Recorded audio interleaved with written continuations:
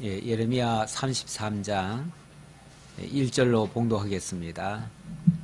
예레미야가 아직 시위대 뜰에 갇혀 있을 때에 여호와의 말씀이 그에게 두 번째로 임하니라. 이르시되 이 일을 행하시는 여호와, 그것을 만들며 성취하시는 여호와, 그의 이름을 여호와라 하는 이가 이와 같이 이르시도다. 너는 내게 부르짖어라. 내가 내게 응답하겠고 내가 알지 못하는 크고 은밀한 일을 내게 보이리라. 아멘. 이 예레미야서에서 굉장히 유명한 말씀입니다. 사실 요 앞에 말씀이 굉장히 중요하죠. 이 일을 행하시는 여호와, 그것을 만들며 성취하시는 여호와, 그의 이름을 여호와라 일컬으시는 여호와라 하시는 이가 이와 같이 이르신다. 하나님이 누구신가? 하나님은 여호와시다. 그 여호와는 말씀하시고 말씀대로 이루시는 분이시다. 여기 본문에는 그것을 만들며 성취하시는 여호와다, 그렇게 얘기를 했죠. 같은 의미죠.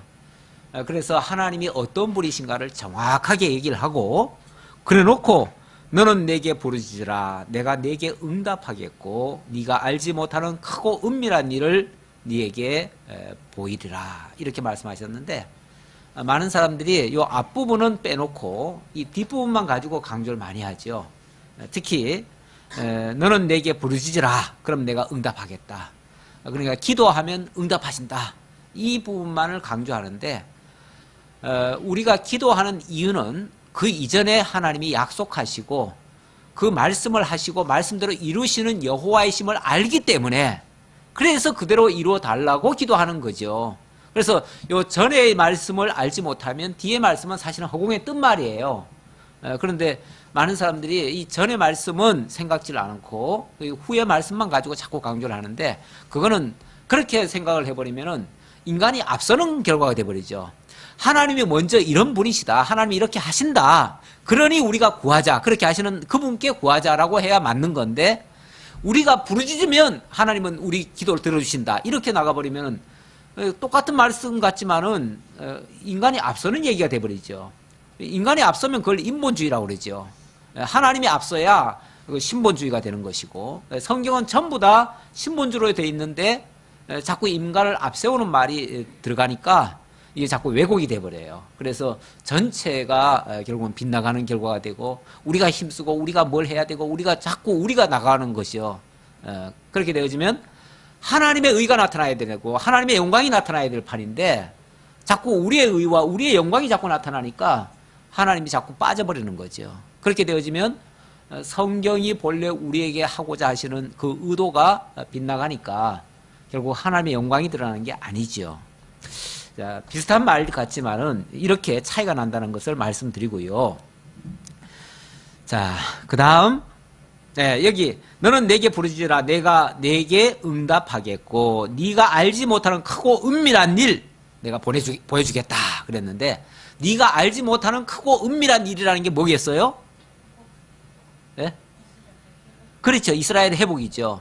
그거는 사실 아무도 예상을 못하는 일이죠. 아무도 생각도 못할 일이죠. 왜냐하면 한 나라가 망하는데, 그것도 이웃 나라한테 망했으면은 어떻게 찾아낼 수도 있을지 모르겠는데, 저 멀리 바벨론에서부터 쳐들어와 가지고 몽땅 다 잡아가 버렸어요. 그런데 어떻게 그게 회복이 될 수 있다는 얘기예요.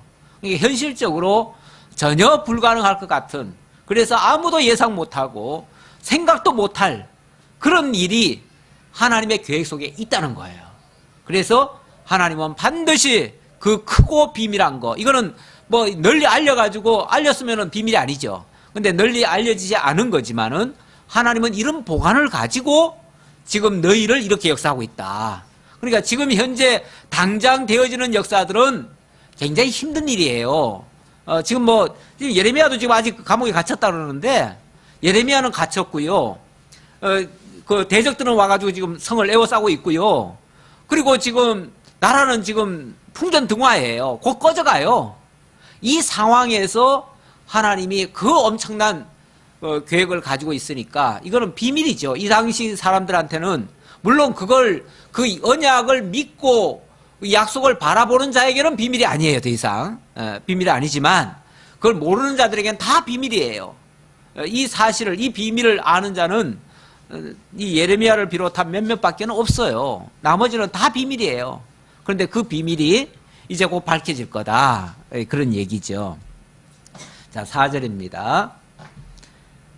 이스라엘의 하나님 여호와께서 말씀하시니라. 무리가 이 성읍의 가옥과 유다 왕궁을 헐어서 갈대아인의 참호와 칼을 대항하여 싸우려 하였으나 어떻게 해서든지 그 갈대아한테 안 넘어가 보려고, 앉으려고 발버둥을 치는 거죠. 뭐 참호도 파고 뭐 온갖 방법을 동원해가지고 온갖 수작, 온갖 방법 다 동원하지만 그 말이에요.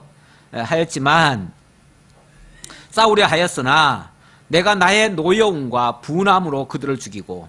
근데 하나님이 이스라엘 편이 아니라 지금 현재로서는 저 바벨론 편이에요. 바벨론 편이 돼가지고 너희들은 그렇게 막 애를 쓰고 안 망하려고 발버둥 치지만은 내가 너희들을 이렇게 망하게 한다. 지금 그 얘기잖아요. 예. 하나님의 노여움과 분함으로 그들을 죽이고 그들의 시체로 이 성을 채우게 하였나니, 하나님이 그렇게 이미 하기로 작정을 했기 때문에 그렇게 될 수밖에 없다 그 말이죠. 이는 그들의 모든 악행으로 말미암아 나의 얼굴을 가리어 이 성을 돌아보지 아니하였습니다. 하나님이 이 성을 향한 자비로운 얼굴로 비춰주는 게 아니라 진노의 모습으로 하나님이 오히려 막 더 화를 내시듯이 그래가고 있으니까 당연히 망할 수밖에 없는 상황이 돼버렸죠. 하나님이 지켜줘도 힘든 판에 하나님이 지금 내가 안 지켜주겠다, 너들 안 보겠다 그 얘기잖아요. 안 보겠다 그러니까 그냥 뭐 전혀 이스라엘은 하나님의 도우심이 전혀 없는 상태에서 대적이 와가지고 마음대로 휘젓는 거죠. 뭐 그 정도로 실제로 망할 때는요, 진짜 우리 하나님이 계셔? 이럴 정도로, 하나님이 계시다면 어떻게 이러실 수가 있어? 이런 말이 저절로 나올 정도로 하나님이 냉정하게, 하나님 얼굴도 안 보시겠다잖아요. 원래 얼굴 보면은 마음 약해서 안 돼요. 냉정하게 할 때는 얼굴 안 보고 하는 거예요. 그냥 안 보고 그냥 딴 데 보고 그냥 막 하는 거죠. 하나님이 그러신다는 거죠. 너들 얼굴도 안 보겠다. 그러나 보라 하는 말은, 그러나는 꼭 반전이에요. 그러나 보라 했으니까 이거는 그러나 어느 때가 되면 이런 일이 있을 거다 그 얘기죠. 그러니까 지금 당장이 아니에요. 당장은 하나님의 진노가 있고, 그러나 했으니까 어느 때가 되면 그 얘기죠. 보라, 내가 이 성읍을 치료하며 고쳐 낫게 하고 평안과 진실이 풍성함을 그들에게 나타낼 것이며, 하나님이 치료할 그때야 비로소 야, 우리 하나님 역시 하나님은 사랑의 하나님이시여, 우리를 자비로 돌보시는 분이시여, 그제서야 깨닫게 한다는 거죠.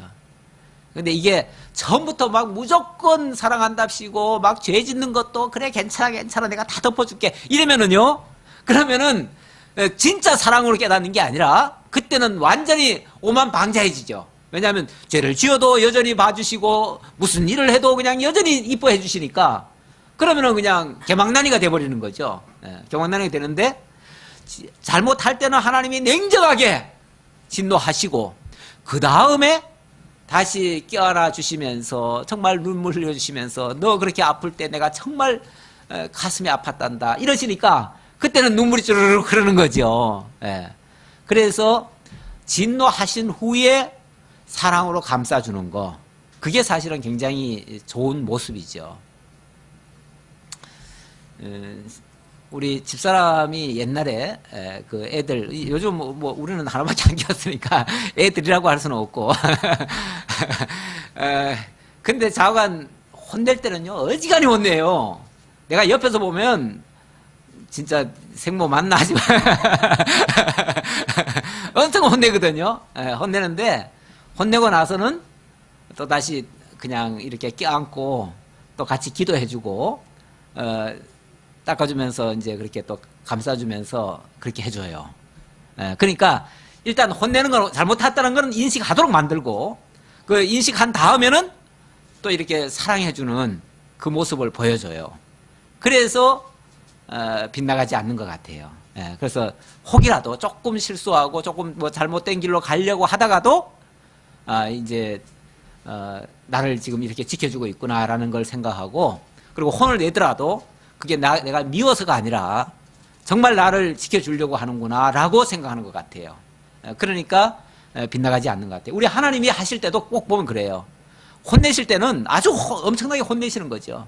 그런데 잘못하는데도 불구하고 하나님은 사랑이시라 그래가지고 모든 걸 다 덮어주고 뭐 아무것도 그냥 혼도 안 내고 그냥 괜찮아 막 좋아 이래버리면은 뭐가 되겠어요?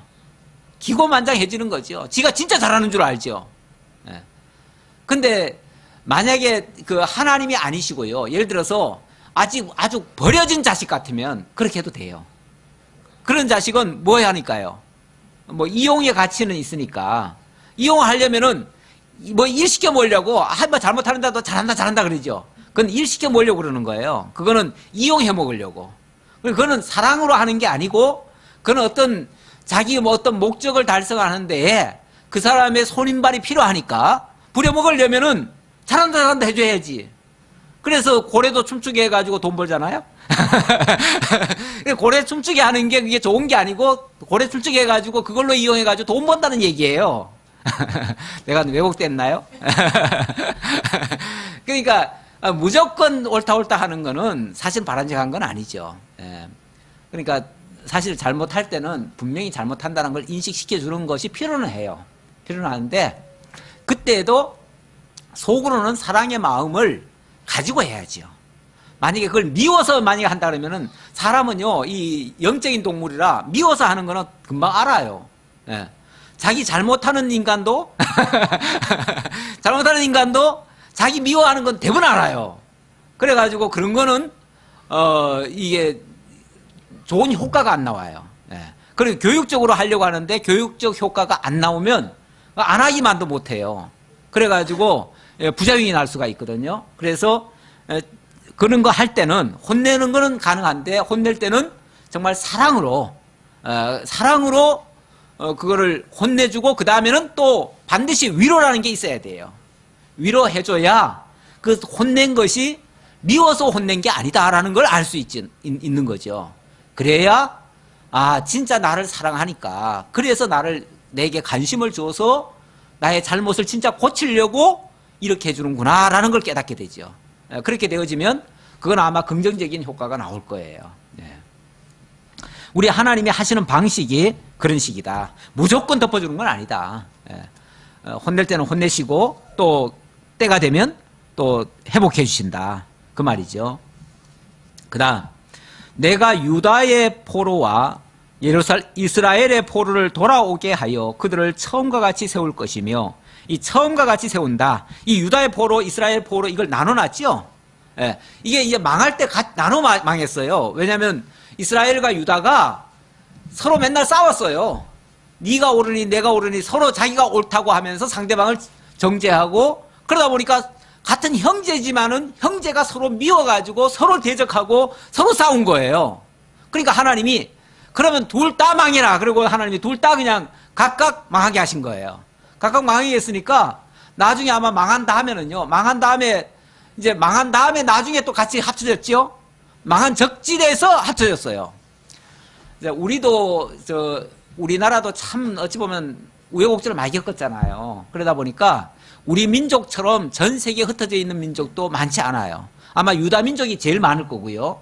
이스라엘 민족이 전 세계로 제일 많이 흩어졌을 테고 아마 그 다음이 우리나라가 아니겠는가 싶어요. 그만큼 우리나라가 세계 곳곳에 안 흩어진 데가 없어요.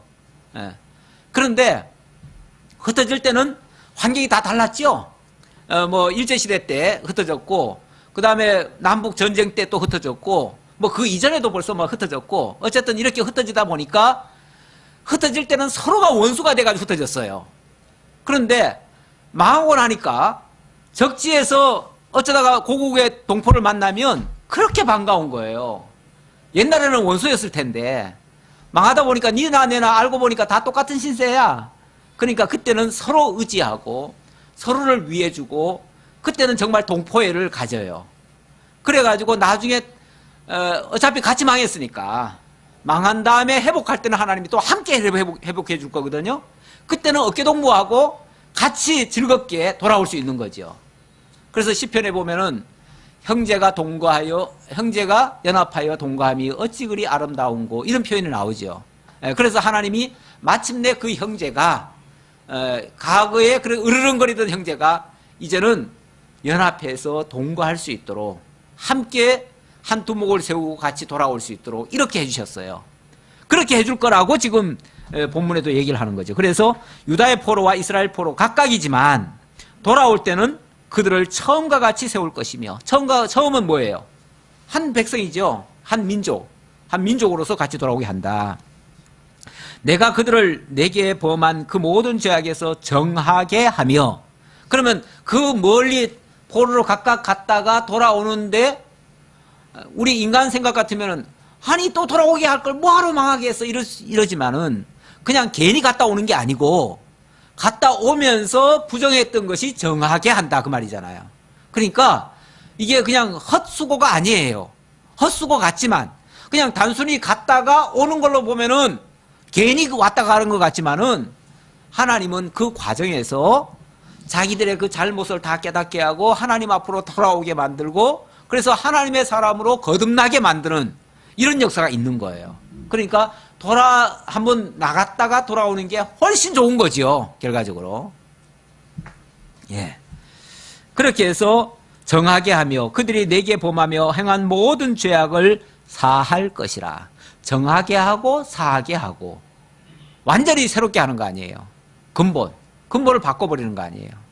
인간이 원래 부정한 상태에서 태어났고 부정한 상태에서 살았는데 우여곡절을 겪지만은 어쨌든 정하게 하고 사해 준다고 한다면 완전히 새 사람 되는 거 아니겠어요? 그러면 결과적으로 이런 과정이 꼭 필요한 거죠. 이런 과정이 필요한 겁니다. 영적으로 말하면 우리 개개인들도 사실 그런 과정은 한 번씩은 다 필요한 거예요. 그래야 하나님 앞에서 새로운 피조물로 거듭나게 되는 거죠. 이 성읍이 세계 열방 앞에서 나의 기쁜 이름이 될 것이며, 그렇게 다시 돌아왔을 때는 그 말이에요. 다시 돌아왔을 때는, 그때는 이 예루살렘 성읍이 세계 열방 앞에서 나의 기쁜 이름이 될 것이며, 거기에 하나님이 계시다고 하는 증명이 되잖아요. 그래서 기쁜 이름이 될 것이며, 이 백성에게 베푼 모든 복을 들을 것이요, 내가 이 성읍에 베푼 모든 복과 모든 평안으로 말미암아 두려워하며 떨리라. 이렇게 완전히 회복돼 가지고 하나님이 함께 하시고 하나님의 복으로 가득 찬 그 성읍이라는 것이 증명이 되어진다면, 그때부터는 이스라엘을 괴롭혔던 모든 대적들이 이제 두려워 떨 차례예요. 그래서 저 민족은 정말 놀랍네. 저 민족을 함부로 건드렸다가 큰일 나겠네. 저 민족에게는 하나님이 함께 하시네. 이런 이제 생각을 갖게 만든다는 거죠. 그래서 두려워 떨게 만들고, 그래서 그 다음부터는 그 민족을 우러러 보게 만든다는 거죠. 그게 결국은 하나님의 영광을 선포하는 일이고 드러내는 일이에요. 이 성읍이 세계 열방 앞에서 나의 기쁜 이름이 될 것이며, 했나요? 했고 10절입니다. 여호와께서 이와 같이 말씀하시니라. 너희가 가리켜 말하기를 황폐하여 사람도 없고 짐승도 없다 하던 여기, 사람도 없고 짐승도 없던 여기, 그러니까 완전히 황무지였던 곳이죠. 그런 곳이 여기 곧 황폐하여 사람도 없고 주민도 없고 짐승도 없던 유다 성읍들과 예루살렘 거리에서 즐거워하는 소리, 기뻐하는 소리, 신랑의 소리, 신부의 소리와 만군의 여호와께 감사하라. 여호와는 선하시니 그 인자하심이 영원하다 하는 소리와 여호와의 성전에 감사제를 드리는 자들의 소리가 다시 들리리니, 이는 내가 이 땅에 포로를 돌려보내어 지난 날처럼 되게 할 것임이라. 여호와의 말씀이니라. 이게 기쁜 소식들이죠. 이 기쁜 소식들, 기쁜 소식의 아주 대표적인 모습들이 신랑 신부의 소리, 그리고 감사의 소리, 찬송의 소리, 또 감사제의 소리, 이런 소리들이죠. 이런 소리들이 이제 가득 차게 될 것이다. 그때부터는 이제 고통의 소리는 이제 싹 사라지고, 언제나 이제 감사가 나오는 거죠. 그렇다고 해서 사실 환경이 옛날보다 훨씬 더 좋아지고 그런 거는 아닐 수도 있어요. 현실적으로 보면. 그렇지만 같은 상황을 만나더라도 느낌이 달라요. 예. 그래서 나중에 이스라엘 민족이 이제 돌아오잖아요. 스룹바벨을 앞세워가지고 돌아와가지고 예루살렘 성을 다시 중건하고 성전을 재건을 했습니다. 재건을 했는데 그때 너무너무 감격스러워가지고 그때 정말 이런 모습이 나타났어요. 나타났는데 냉정하게 보면 그게 과연 과거보다 훨씬 더 좋은 상태였던가? 그렇지는 않아요. 성전만 해도 옛날 그 솔로몬 성전 얼마나 화려했습니까? 얼마나 그 정말 휘황찬란하고 온 세계가 부러워할 정도였죠. 그런데 스룹바벨 성전은요, 거기 도비아나 이런 사람들 그 왜 조롱하는 모습 나오잖아요. 거기 뭐 여호가 올라가도 무너질 것이다. 뭐 이렇게 얘기하죠. 그러니까 성도 그렇게 허약하고 성전이라고 지은 것도 별로 인물도 없어요. 원래 예루살렘 성전은 화려하잖아요. 황금으로 막 지었고 황금 사원인데 이거는 뭐 시커멓게 만들어가지고 별로 그렇게 이쁘지도 않아요. 예. 뭐 폐허 더미에서 건져가지고 이렇게 지금 지어놨으니 오죽하겠어요. 쉽게 말하면 재활용한 거예요. 재활용. 다 쓰레기 무더기에서 가져와가지고 재활용하듯이 이렇게 지어놓은 거니까 뭐가 이쁘겠어요. 시커멓고. 그런데도 감격하잖아요. 그런데도 감사하고 기뻐하잖아요. 사람이요, 꼭 무슨 환경이 좋아야만 진짜 기쁜 게 아니에요. 그것의 의미가 진짜 하나님이 함께 하시고 하나님의 도우심으로 말미암아 이루어졌다는 걸 생각하면 그게 기쁜 거죠. 그게 기쁜 거고, 현실적으로는 뭐 가끔만 못할 수도 있어요. 그래도 감사가 더 넘치는 거죠. 우리의 삶도 사실 그래요. 우리가 무슨 뭐 옛날보다 월등히 더 우월하고 뭐 월등히 더 지금 뭐 사업도 잘 되고 모든 게 지금 형통해가지고 우리가 감사하는 게 아니에요. 그런데 우리가 신앙적으로 더 깊이 있는 정말 하나님에 대한 깨달음이 있고 그 모든 것이 하나님이 하셨다는 사실이 깨달아지고 믿어지니까, 그래서 과거보다 형편은 더 나빠졌지만 그래도 더 감사할 수 있는 거예요. 그래서 하나님이 해가시는 방식은 그 진짜 그 속을 바꾸는 거고 중심을 바꾸는 거지 뭐 껍데기 바꾸려는 게 하나님이 하실 일은 아니에요. 껍데기는 뭐 조금 덜 할 수도 있어요. 이러나 저러나 상관없어요. 왜냐하면 어차피 껍데기 나중에 다 버리고 갈 건데. 그렇잖아요. 이 땅에 필요할 때 번거지 쓰듯이 뒤집어 쓰고 있다가 어느 순간 되면 우리 다 벗고 갈 것들이기 때문에 껍데기에다가 너무 그렇게 목표를 둘 필요는 없어요. 네.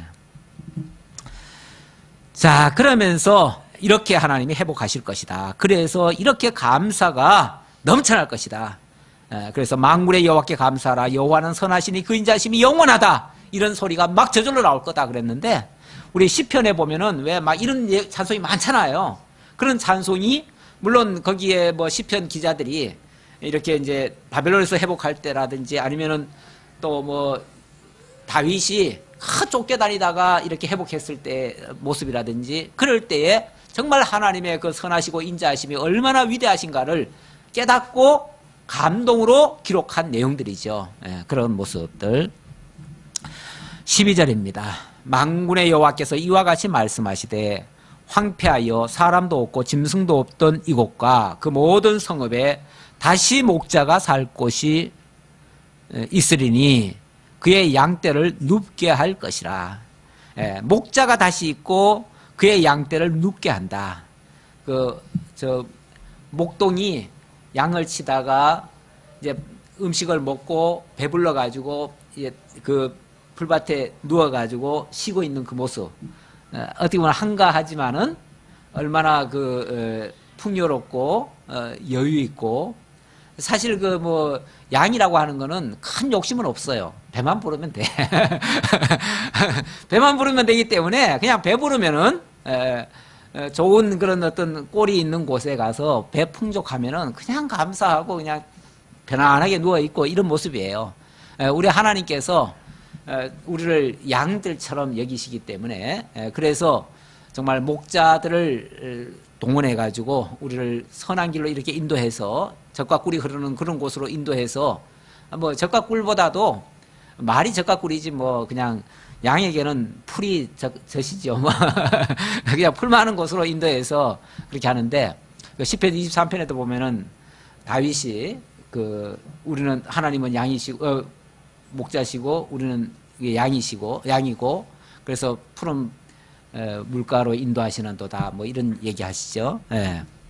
이제 어떤 그런 모습이죠. 그런 모습. 다시 풍요로운 그런 모습을 보여주신다는 거죠. 산지 성읍들과 편지 성읍들과 네겝의 성읍들과 베냐민 땅과 예루살렘 사명과 유다 성읍에서 양떼가 다시 계수하는 자의 손 아래로 지나리라. 여호와께서 말씀하시니라. 다시 계수하는 자의 손 아래로 지나리라. 원래 이제 양들을 키우면서 그 양들 중에서 이제 10분의 1을 고를 때 보면은 손 아래로 지나가게 하면서 10번째 될 때 이렇게 하나씩 끄집어내고 이렇게 하거든요. 그렇게 이제 양을 헤아리거나 또 11조를 드리거나 뭘 할 때 그 막대기 아래로 지나가게 하고 이렇게 하는 경우가 있는데 이제 그런 어떤 이것 화평한 모습이죠. 사실 막 전쟁 나고 뭐 쫓겨다니고 다 빼앗기고 도망갈 때는 이런 풍습은 전혀 없습니다. 이런 모습은 전혀 기대할 수가 없는 모습인데 다시 이제 여유가 있고 풍요로운 그런 이제 모습을 다시 회복할 것이라고 하는 의미죠. 여호와의 말씀이니라. 보라, 내가 이스라엘 집과 유다 집에 대하여 일러준 선한 말을 성취할 날이 이르리라. 예. 유다 집과 이스라엘 집에 일러준 선한 말, 그게 하나님의 계획이죠. 그 선한 하나님의 뜻, 그 뜻이 이제 곧 이루어질, 성취되어질 날이 이를 것이다. 반드시 이루어질 것이다. 그날 그때에 내가 다윗에게서 한 공의로운 가지가 나게 하리니, 그날 그때 그렇게 회복의 때에 하나님께서 다윗의 가지에서 한 줄기가 나와가지고 공의로운 가지가 나게 할 것이다. 이제 하나님의 공의를, 이 공의라고 하는 건 하나님의 공의죠. 그 하나님의 공의를 드러낼 것이다. 결국 다윗의 가지에서 한 공의로운 가지가 나서 그 역사를 이루어내신다. 그 얘기죠. 그 얘기인데 이거는 이제 바로 메시아에 대한 예언의 말씀이에요. 물론 역사적으로 말하면 그 유다의 줄기에서 다윗의 뿌리에서 스룹바벨이라는 사람이 역사 가운데는 등장해가지고 이스라엘 민족을 이끌고 나와가지고 성전을 회복하고 그렇게 해서 민족을 다시 이제 회복하는 그 장면이 있었지만 그거는 엄밀하게 말하면은 완전한 회복은 아니에요. 그거는 하나의 예표적인 회복이죠. 예표적인 회복. 그래서 모형과 그림자 정도라고 할 수 있어요.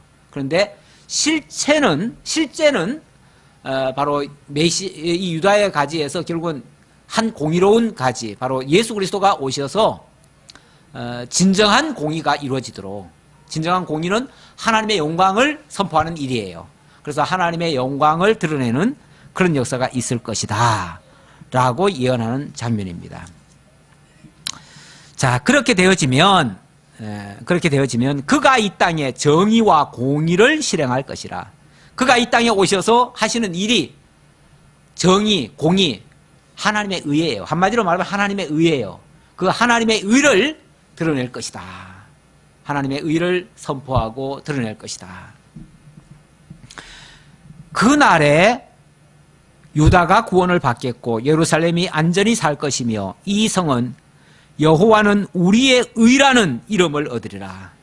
그래서 하나님은 우리의 의, 하나님의 의를 통해서 우리의 의를 드러내신다는 얘기인데 하나님이 우리를 동원해서 결국 하나님의 당신의 의를 드러내는 그 역할에 사용하시고 우리도 그 의에 참여하게 된다는 얘기예요. 그래서 궁극적으로는 하나님의 의를 이루기 위해서 우리를 의롭게 해가시는 일들이에요. 이렇게 해주실 것을, 이걸 메시아를 통해서 이루실 것을 약속해 주셨는데 오늘날 하나님께서 예수 그리스도를 보내셔서 그 영광의 주 그리스도를 우리들에게 보내주셔서 그분으로 하여금 하나님의 그 언약하신 그 영광을 다 이루시고 그리고 하나님의 의를 나타내시고 그 의에 우리를 참여시키기 위해서 우리도 거룩하고 의롭게 만들어 가시는 이 역사를 해 가시는데 이 언약대로 우리 지금 되어지고 있는 중이에요. 그러니까 하나님의 말씀은 과거에만 이루어진 옛날 말씀이 아니고 그 말씀 그대로 지금 이 순간에도 우리와 함께 하시며 우리를 그렇게 인도해 가시는 진짜 전능하신 분이시고 약속대로 이루시는 여호와시고 그래서 그 여호와는 바로 우리의 의를 이루시는 여호와 우리의 의라 이렇게 일컬어질 것이다. 우리의 의를 진짜 이루시는 그분이시다.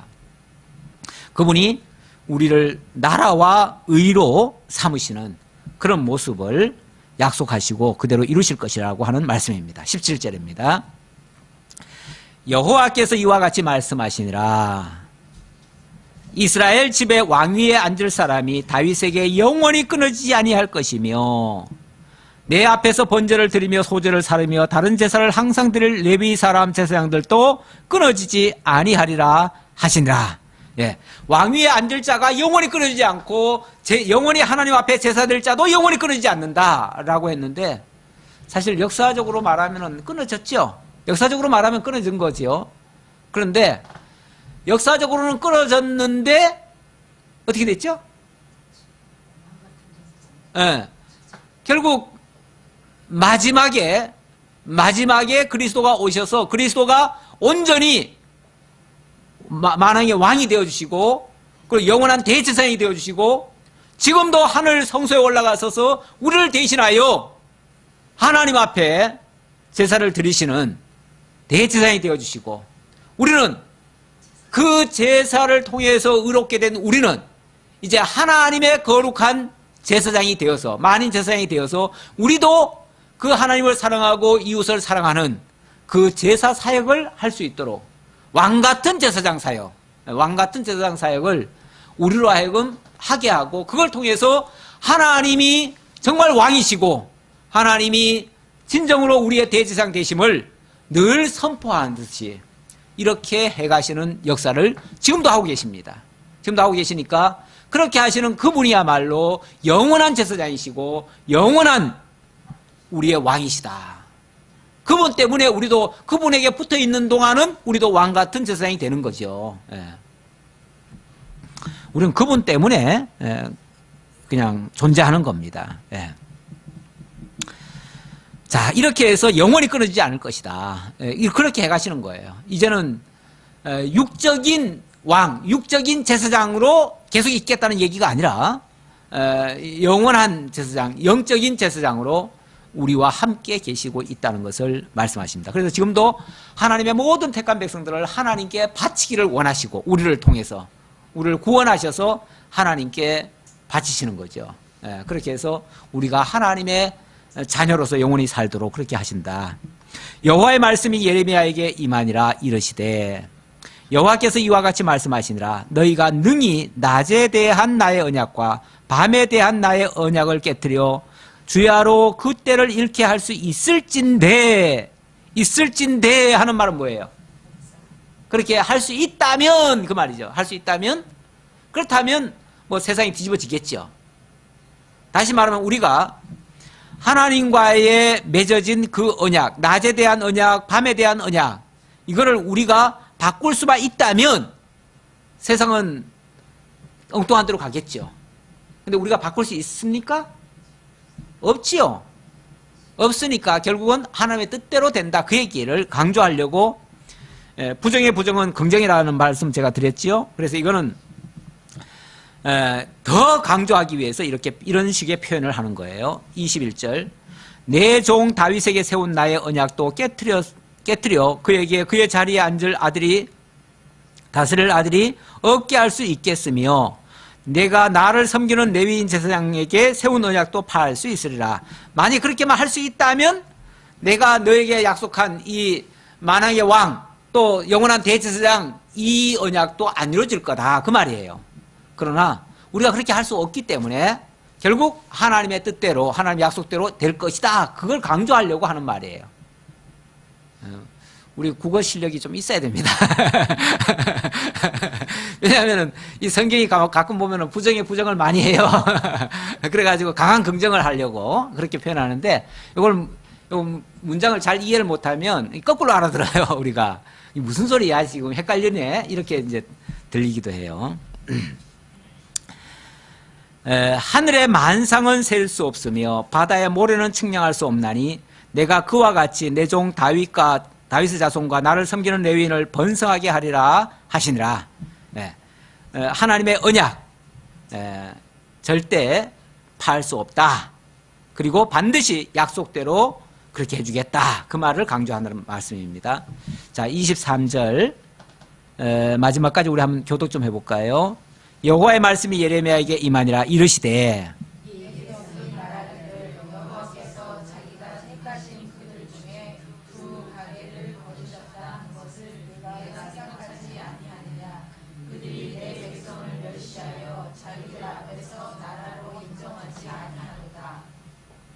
여호와께서 이와 같이 말씀하시니라. 내가 주야로 맺은 언약이 없다든지 천지의 법칙을 내가 정하지 아니하였다면 야곱과 네 종 다윗의 자손을 버리고 다시는 다윗의 자손 중에서 아브라함과 이삭과 야곱의 자손을 다스릴 자를 택하지 아니하리라. 내가 그 포로된 자를 돌아오게 하고 그를 불쌍히 여기리라. 여기도 그걸 강조하는 말이에요. 내 언약 절대 안 바꾼다. 만약에 너희들이 이렇게 할 수 있다면 나도 바꾸겠지만은 너희들 그렇게 할 수 없지 않느냐. 그러니까 결국은 내 언약한 대로 절대 이거는 반드시 이루어진다. 어떤 뭐 천하가 바뀌어도 여기 좀 뭐 천지의 법칙 이런 얘기했죠. 천지의 법칙. 어찌 보면 이 천지의 법칙을 내가 정하지 아니하였다면 그랬는데 천지의 법칙을 하나님이 정해놨어요. 이걸 이제 그걸 천지의 법칙을 모르니까 사람들은 이게 자연의 법칙, 뭐 세상의 어떤 원리, 이 세상 어떤 정치인들의 그런 어떤 수단, 방법에 의해서 움직이는 것처럼 얘기를 하지만은 그렇지 않아요. 이게 다 하나님이 만들어 놓은 법칙이에요. 하나님이 만들어 놓은 법칙을 인간이 바꿀 수가 없어요. 인간이 만약에 자기들 기도하고 자기들 노력하고 자기들 힘써가지고 바꿀 수 있다면요, 이 세상은 아마 진작 망했거나 진작 어떻게 엉뚱한 대로 흘러갔을 거예요. 그런데 아무리 세월이 지나가도요, 하나님의 뜻대로만 되지 하나님의 뜻을 벗어나는 일로 되는 법은 없습니다. 지금도 그래요. 지금도. 이게 이제 천지의 법칙입니다. 천지의 법칙도 하나님이 만들어 놓은 천지의 법칙이지 하나님 빠진 법칙을 사람들은 자연의 법칙이라고 이렇게 표현하는데 자연의 법칙은 없습니다. 천지의 법칙, 그건 하나님이 정해놓은 하나님의 법칙이에요. 그 법칙대로 그 법칙을 얘기하면서 야곱과 다윗의 자손을 얘기하면서 아브라함과 이삭과 야곱의 자손을 다스릴 자를 택하지 아니하리라 그랬는데 이건 이제 물론 부정의 부정을 얘기하다 보니까 이 말을 한 거고 결국 아브라함과 이삭과 야곱에게 약속한 그대로 해주겠다 그 얘기죠. 그대로 해주겠다. 그 아브라함과 이삭과 다윗에게 뭐예요? 왜 자꾸 왔다가 꼬입니까?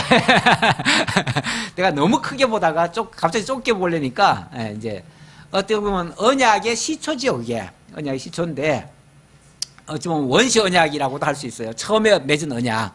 그 원시 언약 같은 그 언약에 의하면 하나님이 하나님의 나라를 세워주겠다는 것과 의롭게 해주겠다는 약속 아닙니까? 그게 세상이 변해오면서 여러 가지 그 환경적 변화에 따라서 바뀔 만도 한데 만약에 하나님의 천지의 법칙이 바뀌었다면 그것도 바뀔 수 있겠어요. 그러나 하나님의 천지의 법칙이 안 바뀌어요.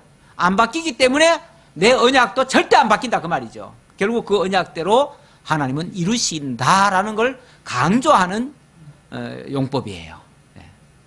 그래서 하나님은 정말 그때 약속하신 그 하나님이 지금도 역사 속에서 그대로 운행하시고 다스리시고 그 법칙 그대로 그 언약 그대로 지금도 이루어 가시는 만군의 하나님 여호와이심을 깨닫게 됩니다. 기도하겠습니다. 아버지 하나님 감사합니다. 우리 하나님 지금도 살아서 아브라함과 이삭과 야곱에게 언약하신 그 내용 변함없이 지켜주시고 인도해 주시니 참으로 감사합니다. 이스라엘 나라가 지금 바람 앞에 등잔불같이 곧 꺼져갈 듯 하고 있습니다. 이러한 위중한 상황에서 아버지 하나님께서는 크고 비밀한 하나님의 뜻을 알려주시고 그것을 굳게 약속하시며 반드시 지켜주시겠다고 말씀하시고 그것을 구하라고 하셨습니다.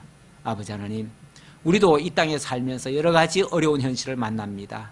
만날 때마다 그 어려운 현실만을 바라보지 말게 하시고 그 어려운 현실 이면에서 또는 그 이후에 하나님이 행하실 원대한 계획을 살펴보며 정말 그 뜻을 깨달아 알기 위해서 하나님 앞에 기도하고 그래서 부르짖을 때 하나님의 그 정확한 답을 듣고 그리고 그 안에서 해결하고 하나님 앞에 감사하고 찬송할 수 있는 그러한 성숙된 신앙으로 자라갈 수 있도록 함께 해 주옵소서. 마침내 하나님이 이루시고자 하는 그 거룩한 나라와 의에 우리 모두 참여할 수 있기를 간절히 바라오며 감사드리옵고 예수님의 이름으로 기도하옵나이다. 아멘.